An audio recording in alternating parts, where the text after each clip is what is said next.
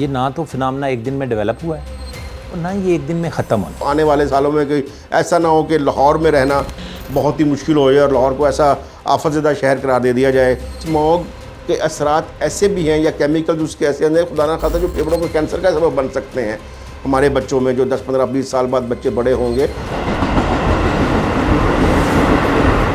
जो सिनेरियोज़ होते थे अक्टूबर के दिनों में, 20 अक्टूबर मैंने भी देखा है 2018, 2017, तो वो कंडीशन अब नहीं है।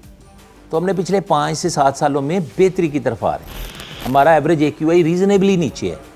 तो हम टारगेट स्पेसिफिक एक्शन ले रहे हैं, हम हर जगह एक्शन नहीं ले रहे।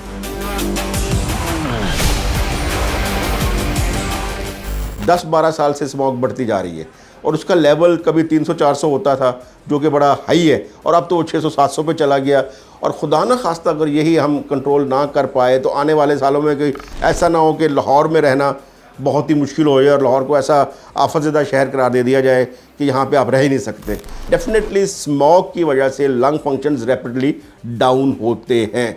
और अगर मैं ये कहूँ कि 25% नॉर्मल हर साल होता है तो 25% एडिशनल स्मॉग की वजह से हमारे लंग फंक्शन लाहौर वालों के ख़राब हो रहे हैं। या जिन शहरों में स्मॉग ज़्यादा है, जैसे फैसलाबाद है, साहिवाल है, पिंडी है, मैं फ़िक्रमंद उनके लिए हूँ जो बच्चे हैं हमारे या बूढ़े हैं हमारे, जिनके लंग फंक्शन बड़े रैपिडली ख़राब होते हैं, ख़ासतौर पे बूढ़े लोगों के।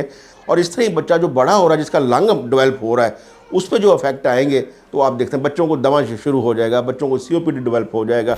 यहाँ पर सवाल ये पैदा होता है कि स्मोक पर मुकम्मल काबू कब तक पाया जाएगा, और अगर लाहौर में जल्द ही स्मोक पर काबू ना पाया गया या फ़िज़ाई आलूदगी कम ना हुई तो एक आम शहरी की ज़िंदगी पर इसका क्या असर हो सकता है।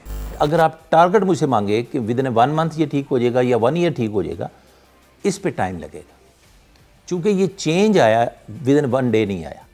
इसी तरह इसकी इन्वायरमेंटल मैनेजमेंट और इम्प्रूवमेंट भी विदिन 1 डे आपको शायद नज़र ना आए, लेकिन over the period of time हम हर दिन इम्प्रूवमेंट की तरफ जा रहे हैं। अगले 10 सालों में अगर स्मॉग का हाल यही रहा तो आपके लंग फंक्शंस कितने ख़राब हो जाएंगे, कितना आपको सांस चढ़ना शुरू हो जाता है, इसका कोई पैमाना तो हमारे पास नहीं है, पर डेफिनेटली आपके लंग भी अफेक्ट होंगे और आपके लंग फंक्शंस जितने स्मॉग के बगैर 10 साल में कम होने चाहिए उससे कहीं ज़्यादा स्मॉग की वजह से 10 साल में कम हो जाएंगे। बच्चा एक्सपोज हो रहा है अब हमारा, और हम इसको कंट्रोल नहीं करते और वो एक्सपोज होता रहता है हर साल 3-4 महीने के लिए।